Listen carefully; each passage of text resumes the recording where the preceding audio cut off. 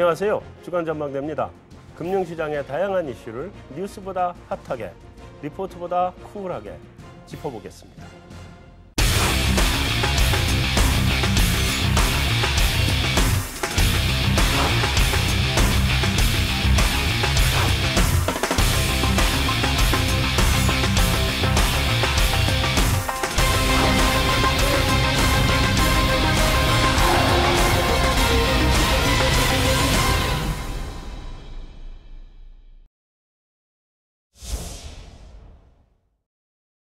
안녕하세요. 안녕하세요. 안녕하십니까. 네, 어서 오세요. 네.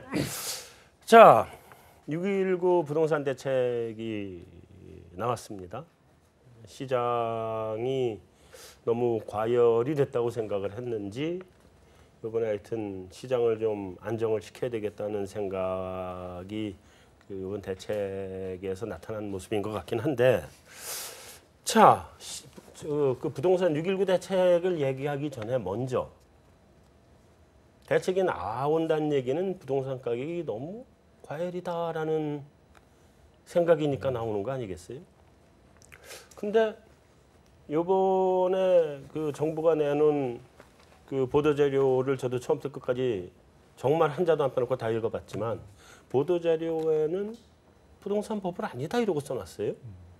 부동산 가격 상승세가 예년과 비슷한 정도의 수준이고 일부 지역에서 조금 뭐 좀 그런 정도다 이렇게만 나왔단 말이에요. 그 이제 만약에 그런 이게 정상적인 가격이라는 부동산 대책을 왜 내놨으며 뭐 그런 거잖아요. 그래서 일단 현재 부동산 가격이 정상이다, 아니면 너무 비싸다, 아니면 너무 싸다. 한번 각자의 의견을 얘기해 주시고 들어가 보죠. 네. 제가 보기에는 그 주택의 가격이라는 것 자체가 시장에서 결국은 이제 일반적인 우리 경제 논리처럼 수요와 공급이 만나는 점에서 이제 결정된다고 볼 수가 있는데요.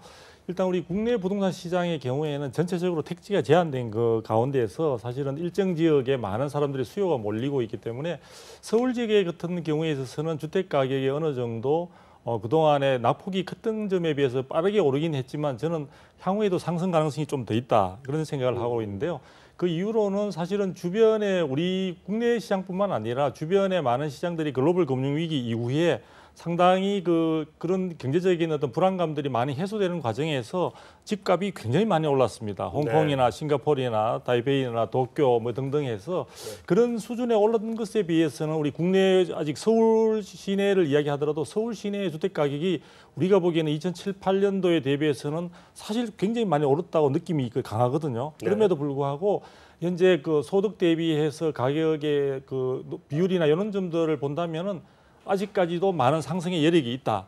다만 이제 최근에 이런 6.19 대책이 나올 수밖에 없었던 것은 작년에 11.3 대책으로 인해서 전체적으로 청약 과열 지역이나 혹은 여러 가지 가계 부채와 관련된 부분에 영향을 받아서 집값이 안정되는 쪽으로 갈 것이라는 전망이 많았지만 안타깝게도 사실은 가격이 올해 한 2월부터 해서 조금씩 상승하더니 지금 최근에 와서는 굉장히 많이 오르고 있는데 그 오르는 지역 자체가 상당히 국한된 지역들입니다. 그러니까 강남 4구를 비롯해서 물론 주변으로 이제 전파가 되고 최근에 와서는 그런 부분들의 온기가 확산되는 측면이 있기는 하지만 강남 4구가 우리가 타겟으로 할 정도로 사실은 굉장히 강한 임팩트 있는 가격 상승, 즉 짧은 기간에 우리가 생각했던 수준을 넘어서는 것이 있다 보니까 아마 심리적으로 시장에 주는 충격파가 대단히 컸던 것 같아요. 네. 그런 점들이 우리 국내 부동산 시장 혹은 주택 가격에 대한 수준이 조금 높지 않냐는 생각을 할 수 있을 것 같은데 저는 아직 조금 기대감을 여전히 가지고 있습니다. 알겠습니다.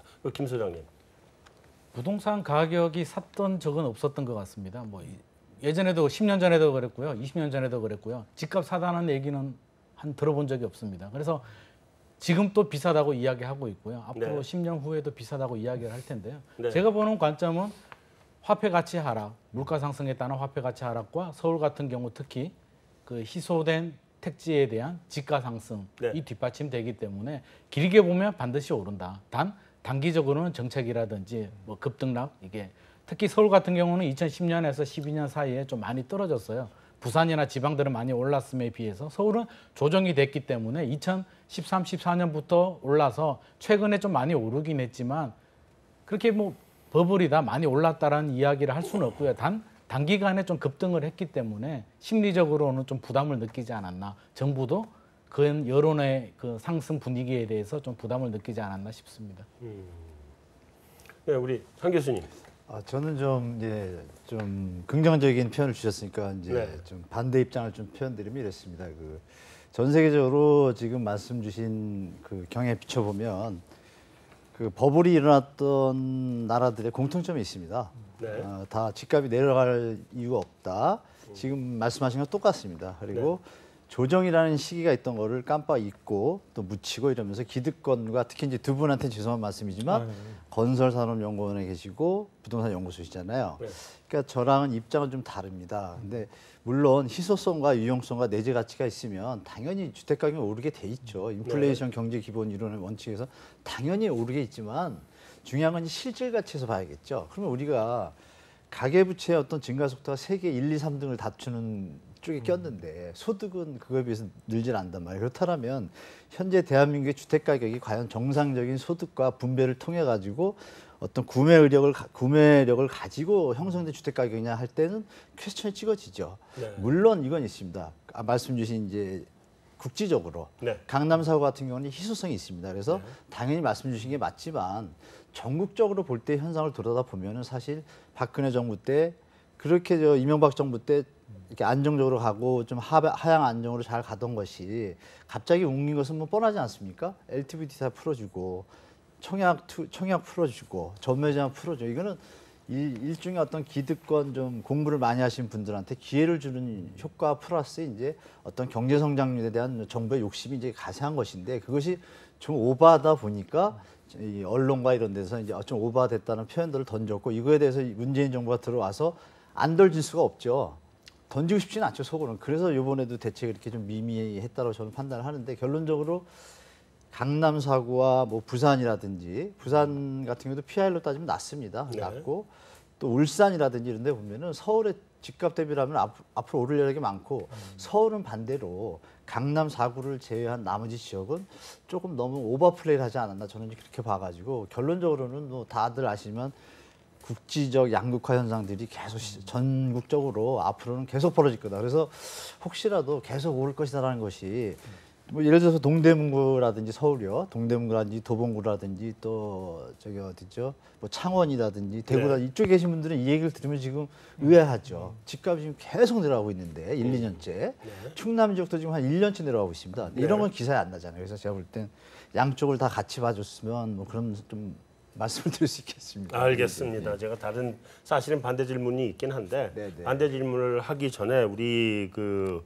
이동현 센터장님만 여태 지금 발언 기회가 없어서 이동현 센터장님 말씀 먼저 좀 듣고.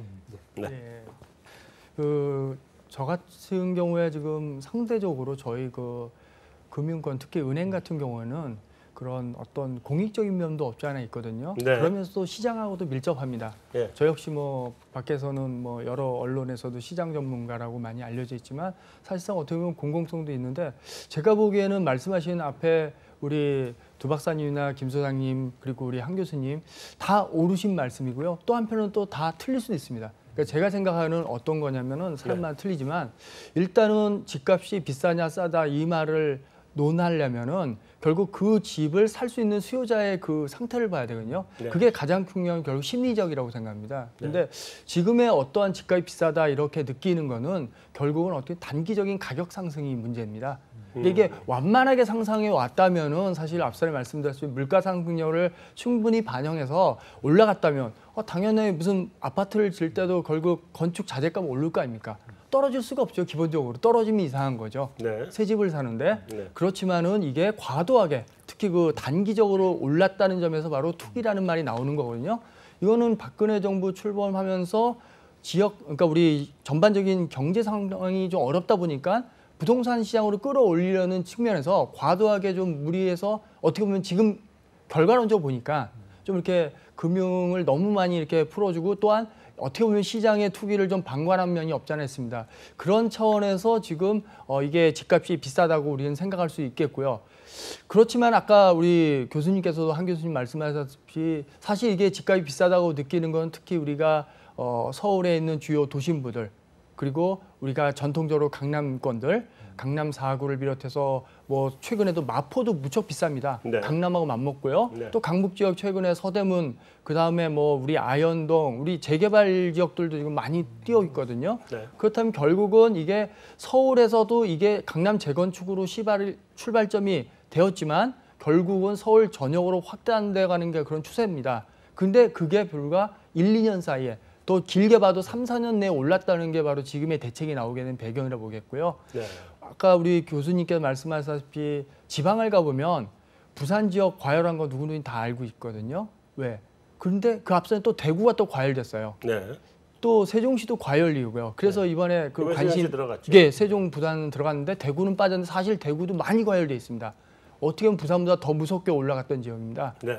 그런데도 어떻게 보면 이게 그런 데는 상대적으로 좀 관심을 약간 좀 우리가 덜 두는 면이 없지 않았는데 지방에 보면은 사실 아파트 원가도 못 따라가는 그런 이렇게 좀 어떻게 낙후된 소외된 지역들이 많이 있거든요. 네. 그런 것들의 집값 비싸냐면은 집값이 싸다 이렇게 말할 수 있습니다. 물론 네. 그렇지만 또 어떻게 보면 수요자가 안 간다는 얘기예요. 그만큼 네. 도심 집중화가 되면 그러면 결국 어떻게 돼요? 사람이 찾으면은 그만큼 집값은 값이 싼 거 비싼 거 논하기 전에 그게 비싸지 않을 수도 있다는 거죠. 그래서 제가 보기에는 강남이 지금 계속 비싼 거는 객관적인 가격으로 보면 저는 비싸다고 생각합니다. 지금 왜 단기적으로 너무 많이 올라서 투기적인 면이 누가 봐도 다 명예 관할 정도 확실하거든요. 그렇지만은 그걸 소화할 수 있는 사람이 지속적으로 나타난다면 앞으로도 그 가격은 비싸지 않을 수 있다. 네. 이런 점에서 저는 우리 교수님과 좀 비슷한 의견인데 결국은 향후에도 이 양극화 차별화의 관점에서 좀 보면서 과연 이 집값이 과연 무리하게 좀 가격이 계속 올라가고 있다면은 거기에 대해서는 적어도 투기적인 면은 지금의 정부의 정책대로 좀 어떻게 제어할 방법이 필요할 것 같고요. 그렇지 않은 곳에서는 이렇게 우리가 좀 더 주택을 좀 더 원활하게 네. 돌아갈 수 있게 좀 이렇게 차별화적으로 관리할 필요도 있겠다고 보겠습니다. 알겠습니다. 이 사실 전문가분들을 별로 안 좋아하는데 이래서 뭐 비싸냐 싸냐 제값이냐 딱 물어보면 비싸다 싸다 제값이다 얘기해 줘야 되는데 그렇게 대답들 안 해주시고 양극화 차별화로 봐야 됩니다. 이러면 이게 비싼 건지 싼 건지 근데 모든 분들이 다 똑같이 그렇게 얘기하시거든 결국. 어쨌든 뭐 말씀들을 들어보면 지역적으로 좀 나눠서 봐야 된다는 말씀 뭐 너무나 맞는 말씀드리고 또 어떤 데는 그 가계부채랑 이런 걸 엮어서 보면 좀 비싸 보이기도 하고 또 어떤 곳은 소비자가 지불 능력이 있는데 그게 왜 비싼 거냐. 그리고 계속 그 수요가 창출이 된다 그러면 절대 비싼 거 아니지 않느냐. 이렇게 해서 보면 그래서 항상 이런 그 부동산 시장을 보는 게 어렵다라는 생각이 들기는 합니다만. 추가 의견을 드리자면요. 네, 저는 잠깐만요. 네. 네. 왜냐하면 이것만 얘기하다 끝날 수가 없기 때문에 다음 질문을 제가 드리면 거기에 보태서 이게 쭉 다시 한번 요거는 공통 질문입니다. 또 다시. 이번에 그 작년 11.3 대책에 이어서 문재인 정부 들어서는 첫 번째 부동산 대책이 나왔잖아요. 그래서 이번 첫 번째 부동산 대책을 어떻게 보셨는지. 네. 네.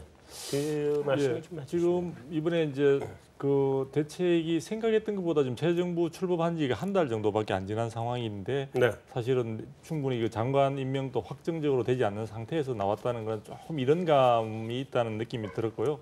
일단은 이제 뭐 내용 자체는 이제 청약 관리 대상 지역을 갖다가 한 3군데 정도 더 추가를 했고, 그렇죠. 그리고 기본적으로는 이제 분양권 전매 부분에 대한 규제와 그다음에 DTI, LTV 규제 강화, 그다음에 이제 재건축 부분에 대한 이제 주택수 분양받는 주택수를 이제 사실 3채까지인데 거기에는 뭐 사실 정부 보도 자료에는 3채에서 2채로 해놨지만 기본적으로 한 채를 원칙으로 하는 거라 해가지고 뭐 가격이나 그 면적 평가에 따라서 이제 60제곱미터 미만이면은 뭐 2채까지 가능하도록 되어 있는데 사실 국민들이 생각할 때 세부적인 것은 의미가 없고요.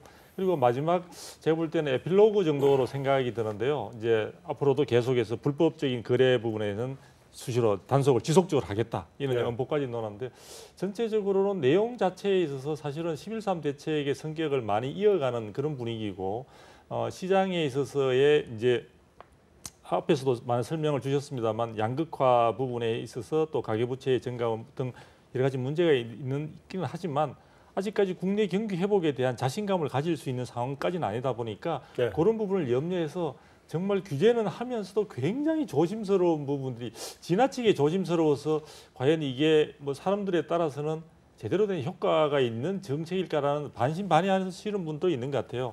근데 저는 어쨌든 정부가 분명히 경기 부분에 있어서 회복에 대한 정책적인 의지를 분명히 반영시키면서도 주택 시장의 안정이란 단어 자체가 정확하게 개념 이해는 잘 안 됩니다만 네. 주택 시장의 안정이라는 부분에 두 마리 토끼를 힘들지만 정말 한번 잡아보겠다는 그 의욕이 굉장히 반영된 그런 정책이 아닌가. 그래서 저는 아주 점수리 대학 그 학점으로 평가한다면은 저는 되게 마음이 후한 사람이라서 B 플러스 정도로 주고 싶은 마음입니다. 후하면 A가 나와야지.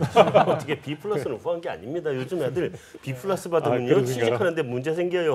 네, 알겠습니다. 그냥 A 마이너스 정도로. 네, 그렇게. 아니 근데 우리 두 박사님 말씀을 뭐 간단하게 요약을 해서 보면 지금 부동산 시장을 죽일 생각은 별로 없어 보이는 거고 네. 이 상태 유지했으면 좋겠다는 게 정부의 기본 입장인 것 같고 대신에 일부 좀 투기 같은 느낌이 들게 만들었던 종류별로는 재건축, 다음에 그 투자의 수단으로서는 분양권, 그리고 지역별로는 뭐 강남사하고 다음에 부산, 세종 이런 일부 지역들, 그리고 또 여기를 누르면 다음에 튀어나올 풍선 효과가 있을 만한 곳까지 광명, 다음에 부산에 또 이런 여러 군데까지 다 눌러놓은 것 같다 이런 생각이거든요. 그래서 아주 일부의 핀셋, 정말 핀셋이라고 이번에 나왔던데 그런 수요층을 좀 누르는 거 아니냐 이런 말씀이신 거죠? 네, 그렇죠. 네, 알겠습니다. 일단 부동산 시장을 잡을 생각은 없는 거다. 자, 시장에서는 어떻게 받아들이고 있어요? 6.19 실제로 부동산 투자하고 싶어 하시는 분들 6.19 대책 발표를 보면서 뭐 저도 투자자의 한 명일 수도 있고요. 네. 많이 만나고 있는데 저 개인적으로는 좀 빨리 발표는 했지만 좀 약하지 않나. 굉장한 고민을 했지만 세 마리 토끼를 잡으려고 했잖아요. 가계부채를 잡아야 되고 급등하는 서울 집값도 잡아야 되고 대신 내수 경기를 죽이면 안 되고 너무 고심이 많다 보니까 제목을 다 외우셨는지 모르겠는데 주택시장의 안정적 관리를 위한 선별적 맞춤형 대응 방안. 너무 길거든요. 저는 이 제목을 보면서 정부가 진짜 고민을 많이 했구나. 고심을 많이 했구나 싶은데 말씀하셨듯이 뭐 서울 일부 집값 핀셋 규제라고 하는데 너무 핀셋을 집중을 한 나머지 광명이 적용됐다고 하지만 나머지 지역들은 평택이라든지 뭐 개발 호재들이 많잖아요. 평택 같은 경우. 그래서 뭐 염려하자면 반드시 풍선 효과가 생길 수밖에 없고요. 이 대책 한 번으로 투기 심리가 잡힐 수 없기 때문에 제 주변에 부동산들도 그렇고요. 투자자들 만나면 일단 좀 지켜보는데 팔겠다, 투자 안 하겠다는 사람은 한 사람도 없거든요. 다 집단 단속이 많이 나왔잖아요. 정부에서. 그러니까 부동산에서 얘기하죠. 휴가 하나 갔다 와야겠다. 마음 편하게. 며칠 쉬다 오지 뭐. 이런 분위기입니다. 이번 기회에 그동안 돈 버느라고 바빴으니까 좀 놀다 오겠다. 그러니까 걱정한다, 우려한다는 분위기는 지금 그렇게 많지는 않습니다. 지난 몇 달 동안 보너스는 다 받았다. 여름 휴가비 받았으니까 난 여름 휴가 간다. 네, 알겠습니다. 자, 한 교수님. 네. 시장에서 어떻게 받아들이는 것 같아요? 제가 계층별로 좀 다른 것 같습니다. 네. 왜냐하면 이제 주택을 투자하시거나 부동산 관계자분들은 속으로 웃음을 짓고 있고 그거는 이제 건설주가 반등을 하지 않았습니까? 네. 아이러니하죠. 대책을 발표했는데 건설주가 반등을 한다. 그게 이제 속을 보여주는 거고 일단 이제 생업에 바쁘신 이제 계층들은 뭐 대책이 나왔나 보다라고 하고 우리가 평소에 알던 가계부채 좀 긴축 정책이라든지 이런 부분들에서 좋은 신호는 받아들였어요. 근데 문제는 뭐냐면 실제로 문제를 일으키고 있는 좀 문제화되고 있고 이슈화되고 있는 투기 세력들에 대해서는 콧방귀 끼게끔 기회를 준 거예요 지금. 예를 들면 지금 아까 우리 김 소장님 말씀하신 것처럼 휴가 하나 갔다 와야겠다. 전혀 뭐 반응이 없죠. 그래요? 그리고 또 재건축 가지고 계신 분들도 아까 두 채 뭐 이런 얘기도 하셨지만 전혀 지금 시장에 반응 없습니다. 일단 정부의 어떤 액션에 맞춰서 같이 한 보름 정도 연기를 해야겠죠. 문 잠그고 보름 뒤에 한번 보십시오. 제가 볼 때는 물론 이제 너무 티를 내면 안 되겠지만 분명히 이제 언론이 또 문제예요. 언론이 그거를 또 부각시키는 순간 문재인 정부 다시 한번 두드려 맞겠죠. 그래서 저는 점수를 주면 고민을 많이 한 건 저도 알아요. 물론 다 아시겠지만 조금 있으면 금리 인상 때문에 여파 오죠. 과잉 공급 오죠. 이거를 생각하면 지금 과잉 충격을 줄 수는 없고 신호는 줘야겠고. 그러니까 신호는 줬는데 그러니까 이런 것 같아요. 양쪽 다.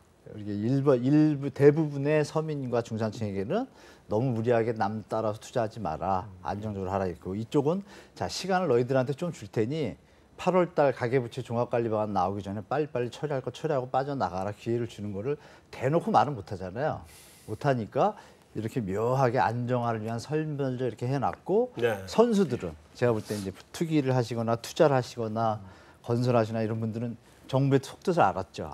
알맞죠. 그러니까 액션도 취해줘야 돼요. 그래서 제가 볼 때는 뭐 서로 좋은 게 뭐 서로 좋다고 이제 그런 액션을 취했는데 문제는 두들겨 맞고 있다는 거죠. 젊은 계층들한테.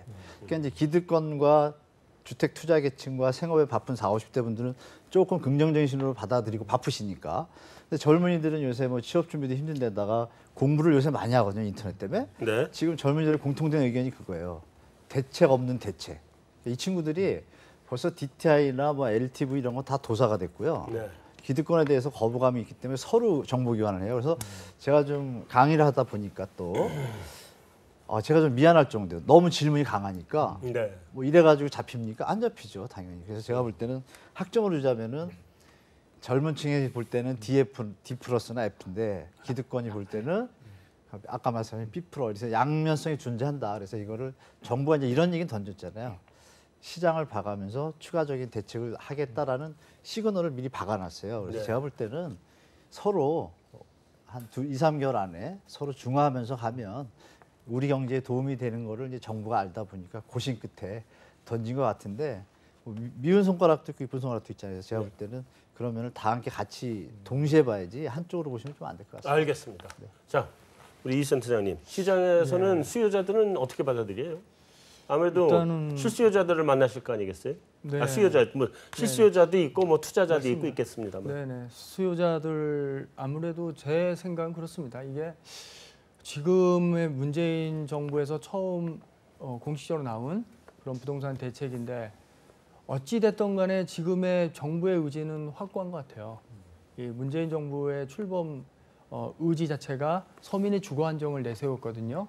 그렇다면은 이번 대책은 사실은 어떻게 보면은 좀 저는 지금 나온 대책이 저는 당연히 나올 거를 그리고 적절하다고 봅니다. 다만 앞선에 말씀드렸던 우리 박사님이나 우리 교수님도 말씀이 있었지만 실질적으로 과연 이게 정말 실수요자인 내 집 마련하는 사람한테 도움이 실질로 되는 경우가 있지만 이 경우에는 지금 관점이 결국은 강남 재건축 등 아니면 분양권 투기든 이런 거를 우선적으로 막았거든요. 부산이든 세종이든 다. 네. 어떻게 보면 그 일대는 과연 우리 실수요자들이 우리 내 집 마련하는 그런 서민이나 실수요자들이 과연 관심을 가질 수 있는 지역인가 좀 그런 의문점이 좀 들고요. 네. 그러니까 어떻게 보면 투기를 잡는다는 건 맞습니다. 네. 그래서 제가 한 가지 여기서 조금 더 아쉽다 내지는 보완할 점이다 이렇게 생각하면 맞춤식이라는 말은 요즘에 트렌드 아닙니까? 좋습니다. 그거는 트렌드인데 정말 우리가 진짜 내 집 마련을 처음 마련할 사람들이 그 젊은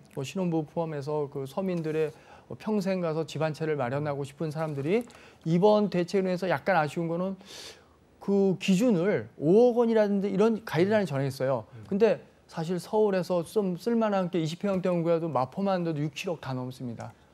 웬만한 데서 5억 원 이하 집을 찾기가 쉽지 않습니다. 제가 인서울이 꿈인데 불가능해졌네요. 예, 그리고 수도권 외곽도 뭐 판교, 분당 다 쓸만하면 다 5억이 넘거든요. 네. 그렇다면 그 점에서 볼 때는 저는 조금 아쉬운 게 그러면 고가 주택의 기준이 세무적으로나 여러 가지 우리가 봤을 때 9억 원 기준을 잡거든요.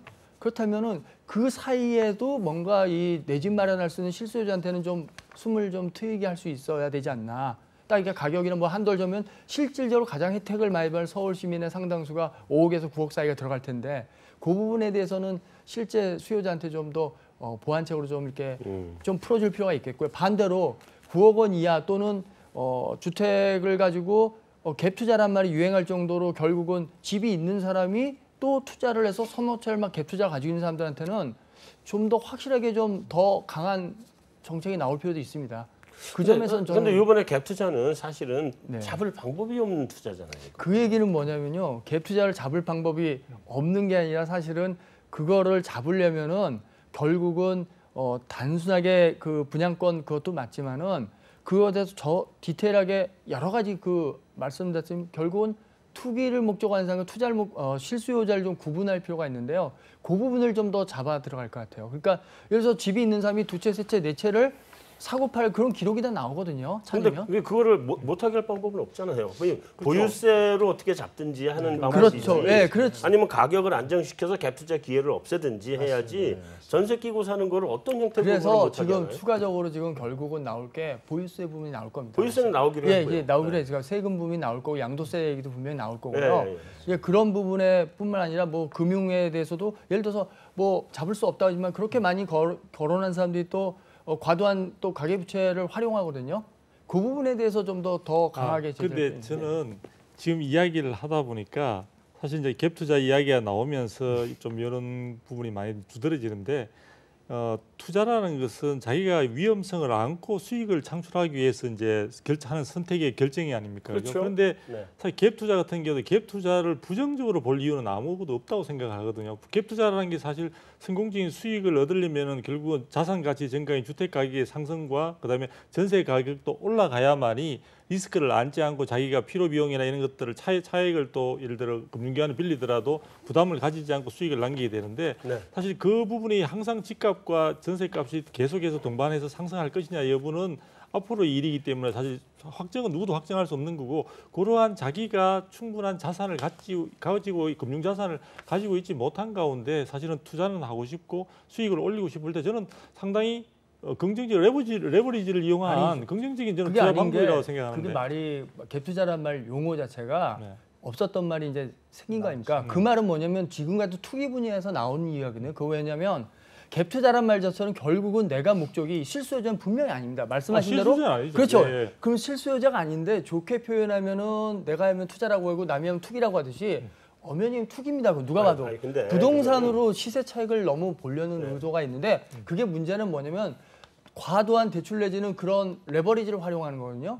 그게 바로 가계부채를 위험성을 나타내는 거고 만약에 그게 조금이라도 시장에서 반응이 잘못되면은 그게 엄청난 근데 효과가 아니 옵니다. 그건 갭 투자는 레버리지를 일으키는 게 전세를 통해서 레버리지를 일으키죠. 그렇죠. 그러니까 가계부채는 결국- 아니죠. 예, 예, 그 그러니까 가계부채는 아니지만 이번에 나온 대책에서는 갭 투자를 잡을 수 있는 방법이 붙어 나올 수가 이번 없죠. 대책에는 왜냐하면 안 이거는 나왔죠. 이건 세제로 나와야 될 건데 세제를 이렇게 급하게 만들어서 나올 수가 없는 부분이기 때문에 아마 요건 요 다음에 보유세 뭐 이런 거 할 때 당연하죠. 예. 나오게 다음 될 겁니다. 대책에는 그런 투자- 시장의 분위기가 끌고 가는 네, 거를 네, 어느 네. 정도 투자 대책이 그나저나 과정을 표현했다는 거죠. 자연스럽게 이제 갭 투자 얘기가 나왔으니까 갭 투자로 넘어가서 갭 갭 투자는 어떻게 좀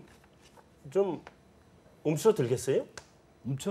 지금 당장은 움츠러들기 힘들고요. 네. 갭 투자란 말 자체가 용어는 이제 뭐 최근에 등장을 했지만 원래 전세 끼고 투자를 많이 했잖아요. 네, 했죠. 많이 했는데 이제 2013년부터 사실은 갭 투자의 원조는 지방 부산이라든지 창원, 네. 대구 지방 투자자들이 서울 원정 투자 오면서 소형 아파트들 전세 끼고 삭스리하면서 이제 갭 투자라는 용어가 생겼거든요. 그래서 그렇죠. 장점과 단점이 있는 것 같아요. 그래서 이게 투기냐, 뭐 투자냐 이런 관점을 떠나서 단점이라고 한다면 과도하게 1억 원 가지고 지금은 이제 힘들지만 한 4년 전만 하더라도 2, 3천만 원이면 서울 수도권의 소형 아파트 살 수가 있었거든요. 그렇죠. 그러면 1억 원이면 4채, 5채를 산단 말이에요. 그러면 스터디 그룹으로 해가지고 만약에 10명, 20명이 오면 한 40채를 사는 거예요. 아니 뭐 어떤 사람은 책이 뭐 1억 시장이 원 가지고 많아요. 그게 투기. 1억 원 가지고 26채를 누가 사는 봐도 그런 그게 책도 나왔으니까. 부정적인 측면을 제가 사실 말씀드리는 제가 거예요. 말씀드려도 될까요? 좋은 게 이쪽으로 아니라 흘러가니까 아니, 부정적인 근데- 측면을 말씀드리는 거고요. 네. 그러다 보니까 어떤 긍정적인 측면이 있냐면 전세 가격은 상대적으로 안정이 돼요. 전세 끼고 투자하는 사람들은 자기가 살지 않기 때문에 전세 물량을 풀어요. 아니, 전혀 그런 그 식으로 상태. 전세를 안정화시킨다는 말이 맞아요. 안 돼요. 제가 안정화가 한번 아니라 야, 야, 야. 효과가 그렇게 나온다. 제가 정리를 한번 할게요. 이게 제가 저는 아는 사람. 이게 좋으냐 나쁘냐의 문제가 아니고요. 네네네. 이 사람 앞으로 갭 투자가 줄어들 거냐 계속 갈 거냐에 관한 답을 아, 예. 내주시죠. 저 답부터 먼저 드리면 일단 임계점에 왔고요. 예. 그 말씀 주신 거에 대해서 두 박사님 말씀도 맞고 맞습니다. 경제 논리에서는 맞아요. 네. 하이 리스크, 하이 리턴 맞는데 네. 요점은 그거죠. 주택이 일반 경제재냐 이거죠. 공익적인 요소가 있잖아요. 요소가 있는 거지 네, 있기 공공재는 때문에 아니거든요. 아니 이거죠. 네. 중요한 건 뭐냐 우리나라 국민들이 똑똑하잖아요. 뭐 유대인 다음으로 똑똑한데 뭐 저 아랍 왕자들한테 콩나물 뭐 나는 걸 팔을 정도로 뭐 유명한 그 우리 머리를 가지고 있는데 지금 문제는 이거죠. 갭 투자하는 아까 스터디 그룹 얘기했었잖아요. 그분들이 모이셔서 일정 지역을 가가지고 신규 주택이 나타났을 때요. 그거를 통째로 매집을 합니다. 매집행이래요. 그러니까 네. 독점법이 지금 주택에는 적용이 안 되다 보니까 그 틈새예요. 그러면 한 10명 이렇게 5분이 모이셔가지고 그 한 200세 뭐 한 1,500세대 금세 끝냅니다. 실제로 현장에서 그런 일이 벌어지고 있어요. 그래서 그게 문제가 되는 것이지 그렇지 않고 정상적으로 발전하고 소득이 이런 거면 좋은데 이게 지금 기형적으로 발전해가지고 말씀 주신 내용 플러스 알파 또 전매장이 겹치니까 이게 사회 문제가 되고 방치하다가는 이게 큰일 납니다. 왜? 변호사가 소송을 얘기를 안 하고 갭 투자에 대한 설명을 하는 이게 정상적인 나라입니까? 아니 사회자님 알겠습니다. 말씀이 네. 제가 볼 땐 그 비정상입니다. 부분은 그런 이제 부정적인 부분도 있기 때문에 네네. 사실은 우리 한국이란 사회가 제한된 재화를 가지고 이제 사용하다 보니까 이제 그런 방법까지 되는데 부동산 시장도 궁극적으로는 장기적으로 보면요 간접 투자 중심으로 옮겨져 가야 돼요. 우리는 지금 맞습니다. 모든 맞습니다. 부동산 투자가 개인 중심으로 되다 보니까 개인들의 성향이나 이런 것에 따라서 또 쏠림 현상도 많이 나타나고 그래서 정부가 지금 부동산 산업에 대해서 선진화하는 방안들을 많이 이야기하고 있고 최근에 와서는 사실 리츠라든지 많은 간접 투자 방식을 제시하고 있는데 문제는 아직까지 한국의 여러 가지 많은 사람들의 이 성향이라든지 토양 자체가 아직 간접 투자보다는 개인이 스스로 들어가서 하는 그런 부분이 많은 알겠습니다. 연결되는 것 같습니다. 좀 넘어가죠. 네. 이게 갭 투자니 뭐 재건축이 너무 오래 얘기한 것 같아서. 근데 사실은 그 제가 한마디만 보태면 좀 부동산 시장이라고 해서 공공적인 성격을 갖는다고는 보지 않아요. 아, 공공재는 정부가 임대주택을 내주면 그게 공공재인 거고요. 나머지는 경제재죠. 시장에서 자유롭게 팔고 사야죠. 그러면 정답이죠. 그래서 맞습니다. 지금 이번 정부가 계속 부동산 시장에 대한 정책이 이번 정부의 대선 공약 자체가 임대주택을 내놓겠다는 거거든요. 대대적으로 내놓겠다는 거고 그 공공재 성격은 정부가 하고 나머지는 민간 시장에 남겨놔야죠. 저는 그렇게 봐요. 그냥 그게 맞다고 생각을 합니다. 네, 어쨌든 넘어가시죠. 너무 우리 갭 투자 얘기 많이 하고 뭐 다 많이 했는데 자. 어떻게 보유세 하실까요? 보유세요? 보유세는 좀 이따가 네. 하고요. 그거 전에 지금 요번에 대책 중에 빠져서 지금 넘어간 게 수익형 부동산이에요. 수익형 부동산 없었죠? 그쪽으로 간다는 얘기가 좀 들리던데 그쪽에 갈 거다. 그쪽이 규제가? 아니요. 돈이 글로 몰려갈 거다. 투닥스요. 그런 얘기를 하는데 네, 제가 짧게만 얘기해 주세요. 저희가 지금 저희 자문센터에서 수익형 부동산을 많이 저희가 자문을 해드리고 있는데요. 네. 최근에 그래서 몇 년 전에도 그 대표적인 게 바로 꼬마 빌딩이라는 용어가 나올 정도로 인기입니다. 네. 특히 자산가들한테는 상당히 인기인데 네. 일단 단순한 생각해 보면 수익형 부동산은 의식주의 주에 해당되지 않아요. 그러니까 이거는 어떻게 보면 반드시 있어야 될 건 아니거든요. 네. 그런 관점에서 정부가 어느 정부도 수익형 부동산을 건드린 정부는 없었다고 봅니다. 네. 그리고 이거는 무슨 공급을 가지고 우리가 논할 자리도 아니고 일괄적으로 정책을 논할 자도 아니고 수익형 부동산만 보면 오히려 그게 갭 투자니 뭐 이런 의미가 없어요. 자기가 투자해서 자기가 돈 벌려는 거 그건 대놓고 내가 돈 벌겠다는 상황. 완전 경제제죠. 예, 네. 그런 차원에서 볼 때 좀 차이가 있습니다. 아, 알겠습니다. 어쨌든 근데 돈이 글로 가느냐가 중요한 거죠. 돈이 글로 갈라 그래요 지금?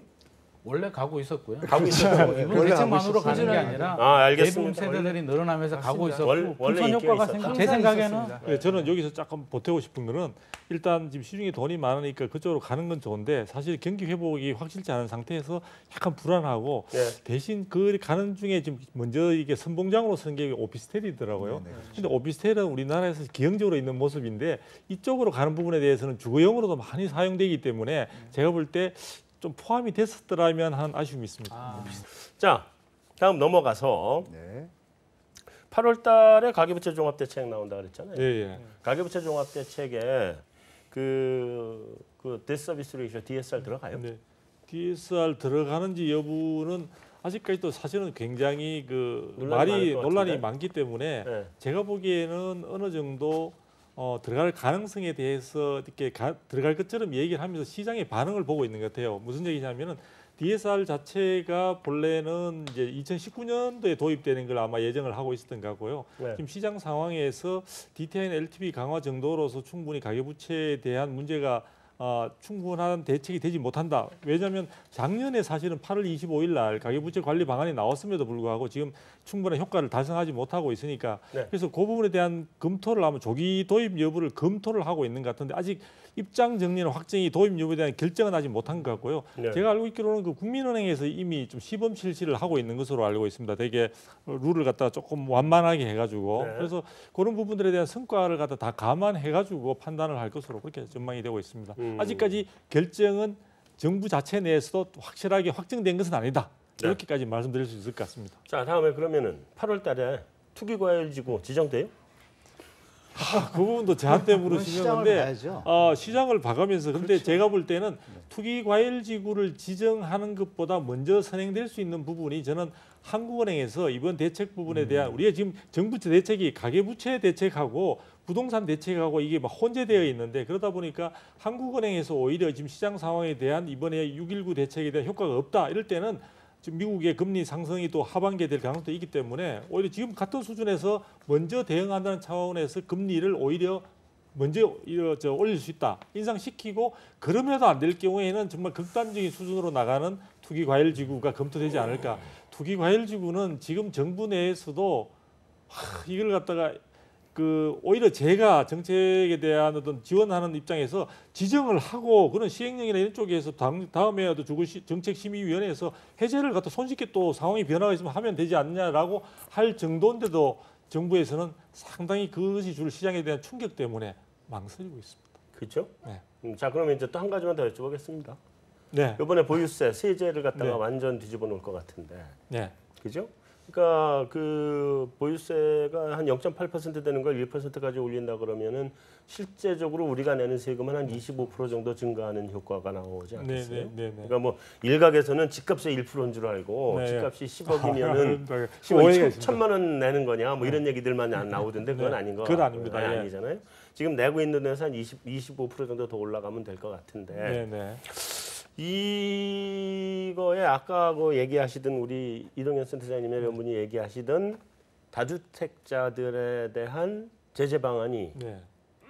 이번 세제 부동산 세제 개편안에 포함이 들어가겠죠. 그러니까 여러 개 사면은 그런데 지금 이제 많이 내고 있는. 나오는 이야기들이 굉장히 이제 말이 설랑설레하고 있는데요. 네. 지금 제가 이 자리에 들어오기 전에 최신 뉴스로서 이제 검색을 한번 하고 들어왔는데 국정기획자문위원회에서 김태년 그 위원께서는 분명히 보유세에 대한 검토가 이루어진 적이 전혀 없고 네. 지금 시중에서 이야기하고 있는 보유세 도입 방안, 강화 방안에 대해서는 전혀 검토한 바가 없다 하고 명시적으로 지금 회견을 해서 발표를 했습니다.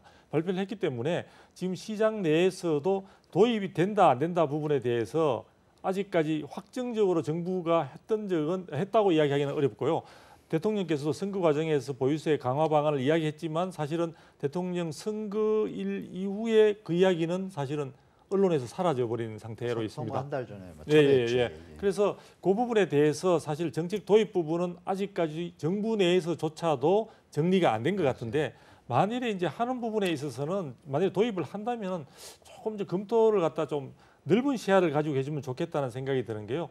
보유세 부분에 대한 강화를 하기 위해서는 우리 국내에 있는 국세라고 볼 수 있는 종합부동산세와 지방세에 해당되는 이제 재산세에 대해서 정리를 하면서 거래세에 해당되는 취득세죠. 그러니까 취득세 부분에 대해서도 인하를 하는 그런 여러 가지 복합적인 어떤 검토가 필요하지 않냐. 그래서 저도 뭐 확실하게 제가 미국에 다 조사를 해본 건 아닌데 지금 소개되고 있는 것으로 봐서는 미국에는 지금 거래세에 해당되는 취득세가 없는 상태에서 사실은 많은 그 보유세 부분을 갖다가 좀 강화하는 부분은 적절한 어떤 부동산 시장의 균형을 맞출 수가 있는데 보유세는 보유세대로 올리면서 만일에 거래세 부분에 대한 검토가 빠져버린다면 왜냐하면 보유세 이야기를 할 때 정책 당국이나 정치권에서 아무도 이 거래세 부분에 대한 이야기를 언급을 안 했기 때문에 네. 그런 부분들을 그래서 향후에 세제를 만일 손댄다면은 같이 복합적으로 하도록 그렇게 꼭 정책 당국에 그렇게 부탁을 하겠죠. 드리고 네, 싶습니다. 그거 예. 그렇게 하겠죠. 그러니까 보유세에 관련된 얘기는 지금 누군가 이렇게 시장에 겁 좀 주려고 던지긴 했지만 아직 내용은 없다. 네, 네. 좋습니다. 자, 이제 너무 우리 두 박사님한테만 질문을 집중한 것 같아서 미안해가지고 이쪽으로 너무 고개를 이쪽으로 돌려서. 예.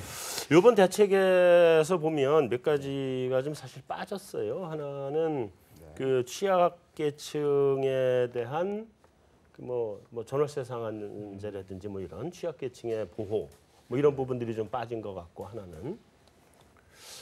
다음에 두 번째는 공급 물량을 늘리는 내용은 전혀 안 나와 있어요. 이렇게 된 이유들이 뭐 특별한 이유가 있어요? 이거 워낙 급하게 내느라고 그런 것들이 안 나온 거예요? 아니면 그런 것도 있고 네. 일단 제가 알기로는 문재인 정부의 그 선거 캠프에 네. 뭐 심천인가 뭐 있잖아요. 그쪽에 이제 부동산 브레인 팀의 어떤 뭐 제가 아는 짧은 지식으로 그 부동산 정부의 성격상 부동산에 해박한 사람이 있을 수가 없잖아요. 이번에 국토교통부 장관도 나 이제 집 하나 마련한다. 그러니까 그 분위기를 먼저 읽어주시면 조금 답이 나옵니다. 왜냐하면 기본적인 이번에 이제 김수현 그 사회정책 수석이나 네. 기존의 노무현 정부 때 멤버들이 예전의 충격과 어떤 거부 반응과 그리고 요즘의 경제 상황은 틀리지만 네. 너무 좀 다른 여건들이 팩터들이 안 좋지 않습니까? 그러니까 네. 예전처럼 강공을 가기도 힘들고 그러니까 네. 이쪽 분들의 어떤 진보적인 부동산 정책과 네. 경제 분야 뭐 김동연 이런 분들의 정치를 바라보는 것과 또 이주열 네. 총재도 고민하고 있고 그럼 여러 가지 요소들이 복합적이다 보니 네. 제가 이런 말씀을 드리면 좀 이해가 될 것 같은데 뭐냐면 작년 7월 25일 날 8월에 발표한 것이 가계부채 종합 방안이 네. 박근혜 정부에서 한 겁니다. 그렇죠. 근데 제가 태어나서 처음으로 저는 이제 50년 조금 더 살았는데 정부 가계부채 종합대책 방안 이렇게 나왔어요. 그리고 네. 전 부서가 모였습니다. 네. 그렇죠. 그러니까 대한민국 건국 이래 처음입니다. 네. 그동안은 금융이 따로, 금융위도 뭐 새로 생긴 거고 금감위 따로 하다가 기재부 따로 하다가 국토부 따로 하다가 청와대 따로 다 움직이고 서로 소리 내다가 뭔가 시그널이 있으니까 저는 그걸 보고 한참을 봤어요. 아, 웬일로? 그것도 박근혜 정부에서 각 부처 수장들이 한 자리에 모여서 대책을 만들었을까? 네. 뭔가 심각한 거죠. 그러면 이 어떤 베이스의 데이터들이 문재인 정부엔 넘어왔을 거고 이미 다 아는 거고 그리고 뭐 사회자님은 다 아시겠지만 내년부터 또 뭐 국제회계 기준 들어오면 압박 들어오잖아요. 금융권에. 네. 그런 여러 가지 요소들을 다 알고 있는 분들이 지금 대책을 함부로 던질 수는 없잖아요. 네. 그래서 아까 처음 질문하고 연결되죠. 신호는 주고 시장이 알아서 좀 정상화되는 게 최고의 방법인데 아직 내용은 없다. 결론은. 내용을 던지긴 네, 부담되죠. 지금 잘못 시그널만 던져가지고 던졌다? 그냥 네. 푹 가라앉으면 그걸 알겠습니다. 누가 책임져요? 저는 뭐 그렇게 보고 있습니다. 알겠습니다. 하나만 더 우리 두 박사님 하면 여쭤볼게요. 이건 두 박사님 전문 분야일 테니까 후분양제 하는 거예요, 안 하는 거예요? 후분양제를 하자는 여론이 비등하고 있습니다. 원래 뭐 한참 여론은 네, 비등했죠. 예전부터 했고 네. 그래서 사실은 조금 이제 세간의 오해가 있어 그런데요. 후분양제는 현재 주택법상에 명시적으로 규정이 되어 있습니다. 네. 오히려 후분양제가 원칙이고 네. 다만 분양 보증을 받아서 소유권을 확보한 토지에 대해서는 선분양을 착공과 동시에 분양입니다. 정확하게는 네. 선분양을 할 수 있도록 되어 있는데 선분양을 하는 게 훨씬 이익이니까 건설사들이 모두 다 선분양을 하는 거죠. 그래서 이제 후분양제를 도입하는 건 아니고 후분양제로의 전환 대세를 그쪽으로 가는 부분에 대해서 검토를 하고 있는데 문제는 사실 건설사들이 돈을 다 가지고 집을 다 짓는 것이 아니다 보니까 네. 그와 관련해서 파이낸싱 부분에 대한 보완이 필요한데 네. 금융권에서는 사실 뭐 금융권에서 나오셨습니다만 담보가 없이 대출을 해준다는 것 자체를 쉽지 않죠. 그리고 그 건설업계에서는 사실 금융권이 앞으로의 여러 가지 시장 변화 이런 걸 감안할 때 금융권이 더 이상 채권자가 아닌 투자자로서의 들어와 주기를 사실 바라는데 이 금융권의 이러한 인식 변화는 앞으로도 영원한 상태입니다. 사실은 국제업무단지 용산에 있는 국제업무단지가 무너진 것도 결국은 금융권에서는 나는 채권자로서만 해서 이자를 받는다든지 그렇게 사지 네. 투자자로 안 들어오겠다는 건데 그런 부분들이 같이 선행이 돼야만이 후분양제가 사실은 제대로 정착될 수 있는 바탕이 되지 않을까 싶습니다. 네, 알겠습니다. 자, 그러면 이제 제가 거의 이제 우리 얘기가 막바지로 가고 있는데 그 지금까지 하신 말씀들을 쭉 정리를 해보면 이번 대책은 강력한 한방이 있었던 건 아니고 시장에 시그널을 주고 시간을 주는 차원의 대책이었다. 왜냐하면 부동산 시장이 망가져도 큰일 나고 너무 올라가도 큰일 나고 네, 맞습니다. 현재 정도면 경기 회복에도 도움이 될 것 같고 가계부채 정리할 수 있는 시간도 벌 것 같은데 지금 가만히 보니까 갑자기 좀 투기가 있으려고 그러는 것 같아서 야 투기한 사람들은 정리하고 실수요자, 그러니까 내 집 마련을 위해서 하는 사람들은 그냥 해도 돼. 왜냐면 나 집값 안 떨어뜨릴 거야. 이런 분위기잖아요. 이게 말씀을 정리해 보면 그런 건데, 그래서 지금 좀 고민스러운 거는 뭐냐면, 일단 정부가 대책을 조금만 잘못하면 센 대책을 내놓겠다, 이런 지금 공포탄은 다 날려놨단 말이에요. 뭐 보유세 얘기도 꺼내놓고 별 얘기 다 꺼내놨단 말이에요. 그러니까 니들 막 그냥 너무 투기하지 마, 이건 날려놨는데, 잘못하면은 이제 미국 금리 인상이 오고 우리도 그런 금리 인상 안 따라갈 수 없는 상태고, 그런 상태가 오는 데다가 입주 물량이 올해 하반기부터 내년까지 집중돼 있잖아요. 맞습니다. 이것까지 후년까지요. 내후년 초까지 3, 4년까지 계속 있습니다. 계속 있죠. 있는데 평균적으로 저희가 평균 약간 20만 가구 미만 연례적으로 나왔다면 내년, 그러니까 올 하반기서부터 시작해서 3, 4년간은 거의 2배, 그렇죠. 40만 가구씩 계속 그 이상 밀려나거든요. 계속 나오죠. 그게 바로 박근혜 정부에서 부동산 띄우면서 그렇게 된 겁니다. 네네네, 알겠습니다. 근데 그런데 하여튼 올해 내년이 올 하반기부터 내년까지 최고 집중될 텐데, 이렇게 되면 혹시 집값이 좀 많이 떨어질 수도 있는 거 아니냐, 잘못하면 하는 생각도 좀 들고, 또 어쩌면 이게 그 정부가 아주 강력한 한방을 안 내놨기 때문에 더 올라갈 수 있는 거 아니냐는 생각도 들고, 이게 그러니까 저는 이거를 보는 사람 입장에서 지금 전문가가 아니기 때문에 여쭤보는 거예요. 제가 한번 제가 만약에 네. 집을 마련해야 되는 사람이라 그러면 어떻게 해야 돼요? 그 제가 한번 말씀드리겠습니다. 아무래도 네. 제가 실제적인 수요자들을 많이 만나는 그런 저희 역할을 하고 있는데요. 네. 지금 말씀하시는 거가 이제 먼저 그 뭐 자꾸 이렇게 이게 이번 정책이 너무 이렇게 좀 이렇게 뭐 뭔가 좀 뜨뜻미지근하지 않냐 이렇게 말씀을 하시는 것 같아요. 근데 네. 제가 보기에는 결코 저는 그렇지 않습니다. 여태까지 나온 최근에 그 박근혜 정부 출범이 가장 강력한 겁니다. 종합세투로 이번에 제재를 나온 거거든요. 네. 근데 그걸 너무 강구하시면 안 되고 추가적인 것도 전 나올 수 있다고 봐요. 그럼 가능성이 지금 집 사면 높습니다. 안 돼요? 전 그렇게 얘기합니다. 다만 네. 분명한 거는 어쨌든 간에 제가 앞선에 말씀드렸다시피 지금 평균 예년 평균에 과거 평균에 우리가 15만 가구에서 20만 가구 사이가 나왔었던 게 입주 물량이 이제 배 이상씩 3, 4년간 나오게 돼 있습니다. 그게 분양했던 물량들이 그 후폭풍으로 나오는 것들인데요. 그게 서울 수도권 중심과 주요 도심권 대구 부산 다 몰려 있는데 이런 상황에서 집을 산다는 거는 저는 리스크를 안고 사는 거예요. 왜냐? 결국은 이 상황에서는 실수요자들한테는 그 자체가 어떻게 보면은 기회가 될 수도 있겠습니다만 투자자 입장에서는 그건 아주 위험한 방법이거든요. 투자만 본다면. 그런 게 뭐냐면 결국은 가격이라는 건 경제의 가장 기본적인 수요 공급의 논리입니다. 네. 수요 공급인데 아무리 어떠한 대한민국 제일 좋은 자리라고 하더라도 공급이 쏟아지면 못 이깁니다. 수요가. 그럼 언제쯤 사면 좋을까요? 제가 얘기한 요 기간을 오히려 네. 기간의 후반부쯤 저는 오히려 한 실수요자라면 내후년쯤. 그렇죠. 그러니까 어떻게 보면은 공급 물량이 나왔었다고 과거에 예를 들겠습니다. 실내인데요. 우리가 강남에서도 최고 인기인 아파트가 반포의 반포자의 반포 레미안.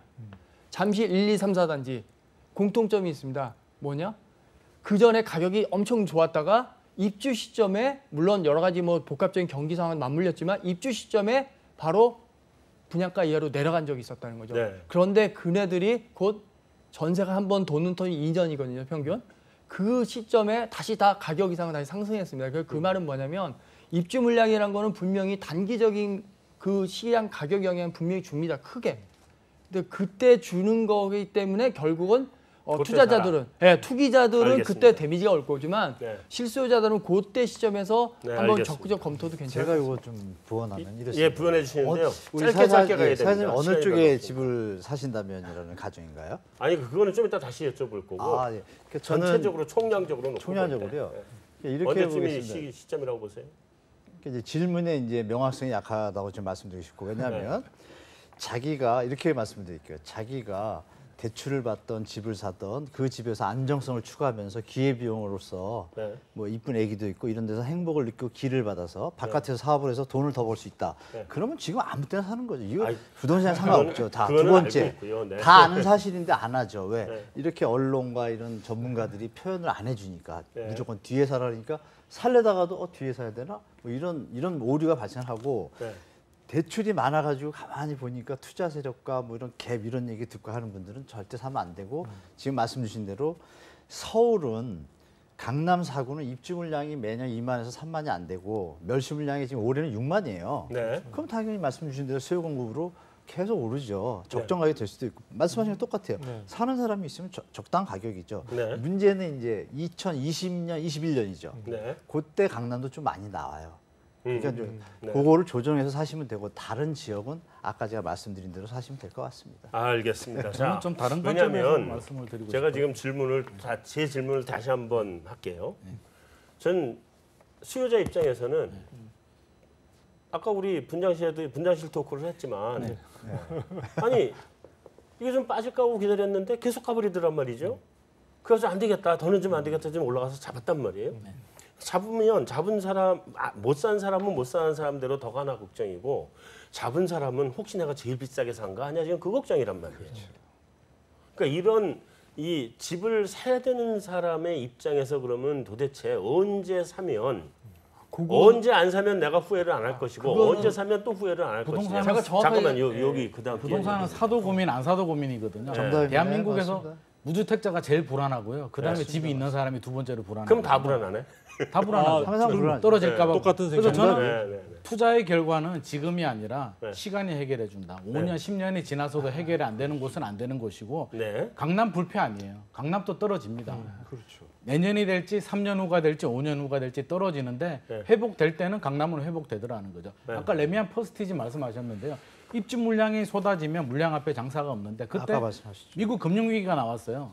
그래서 일시적으로 떨어질 수밖에 없는데 입주 물량이 나와도 오르는 곳은 또 올라요. 시장 분위기가 좋으면 광교 신도시 같은 경우는 복 받았죠. 입주 물량이 2만 가구, 3만 가구가 쏟아지는데 시장 분위기가 살아나면서 살아올 하나도 때죠. 안 떨어지고 네. 오히려 2억, 3억이 올랐어요. 그래서 맞습니다. 오직 입주 물량만 바라본다는 것은 말이 안 되고요. 운이 좋아서 오르는 시점에 입주 물량이 맞물리면 오르는 거고요.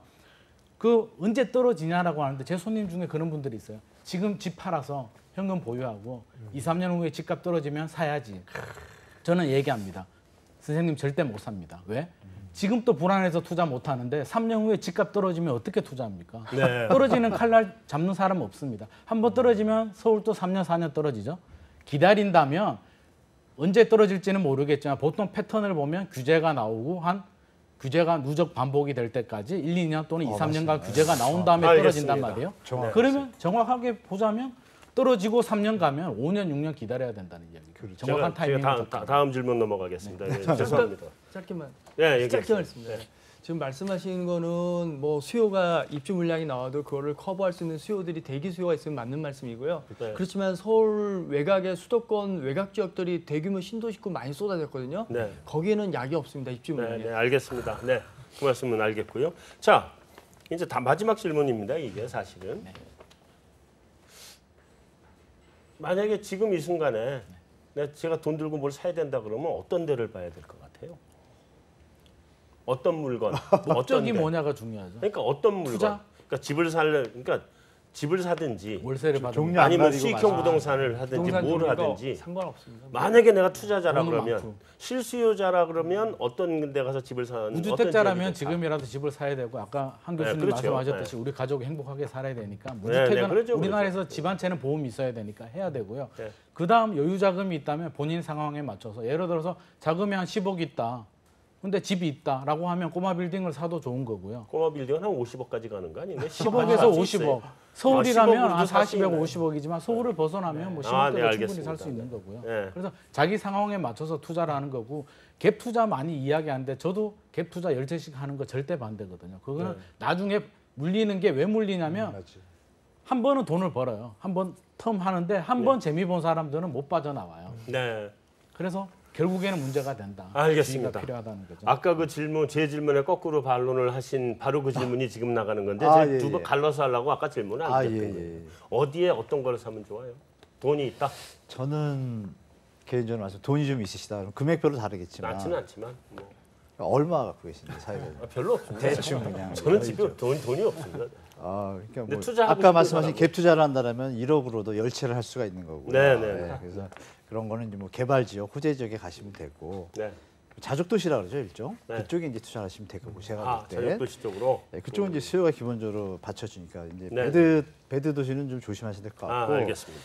해외 투자를 좀 권하고 싶습니다. 오히려 해외 투자를 하라. 근데 이제 문제는 정부의 어떤 시스템이 아직 받쳐주지 못하고 있어요. 그래서 네. 제 생각에 해외 투자하신 분들한테 어떤 세제 혜택이라든지 이런 걸 좀 권장하고 시스템을 만들어 준다라면 네. 지금 뭐 이 현란한 기술로 개발도상국에 가서 이미 우리 압축 성장으로 다 스터디가 됐지 않습니까? 그래서 그쪽에 투자하시는 게 우리 갭 투자 제일 방식이면 가서 싹쓸이 할 수 있을 거예요. 그렇죠. 그래서 환율 뭐 관리만 한다라면 제가 볼 때 네. 그쪽을 정부에서 좀 도와주면 우리 잘 국민들은 알겠습니다. 좋지 않을까 뭐 그런 생각합니다. 이대현 센터장님, 예. 지금 고객이 돈 들고 오면은 어떤 거 추천하세요?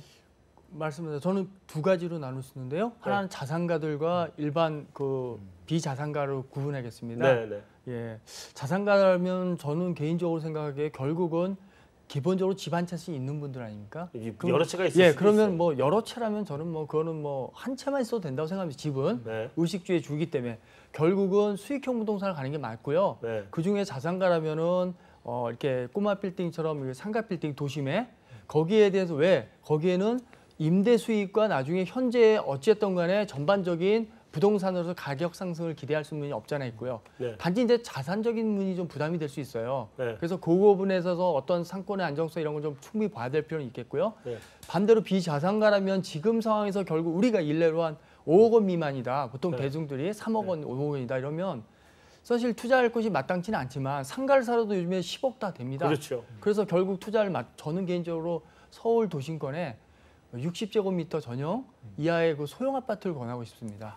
예, 그게 소형 아파트가 수익률은 상대적으로 상가나 오피스텔보다 좀 떨어져요. 네. 떨어지지만 저는 1인 가구 시와 2인 가구 시대가 이미 왔기 때문에 네. 또는 이거는 점점 커지고 있거든요. 네. 그렇다면 소형 아파트에 대한 수요는 훨씬 경쟁력이 있다고 봅니다. 잘 알겠습니다. 자, 이게 시간이 조금 많이 길어졌습니다. 근데 항상 이 부동산 주제는요, 항상 길어집니다. 그리고 항상 시간이 모자랍니다. 그럼에도 불구하고 오늘은 여기서 마무리하도록 하겠습니다. 자, 메인 토크는 여기서 마무리하고 외신 인사이드로 넘어가겠습니다.